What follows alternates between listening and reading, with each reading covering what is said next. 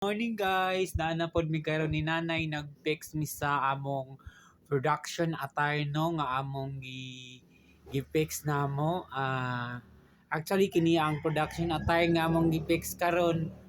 Kining kuan ni siya, kini ang use na ni siya.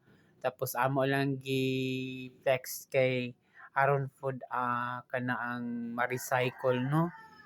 So na si nanay no, gilaay man si nanay so sa yung kabuntagon naa siya diri karon nag-flex sa kini ang kining among production attire. So muni among production attire guys no, sa use na mo ni siya nga production attires nga among gi-fix karon para pod magamit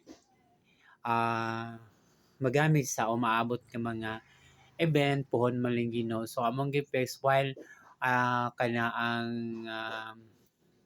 kaning dili kay mi busy. Actually wala pa ko'y event karon no, coming pa akong event. So unang nakalugar mi sa akong nanay nga kini ang atiman sa mga old nga mga gamit sa mga production namo. So kini ang kuan kining among gi-fix gikuan namo ang mga disenyo among gikuan kay uban nangatangtang. So amo siya gi-flex.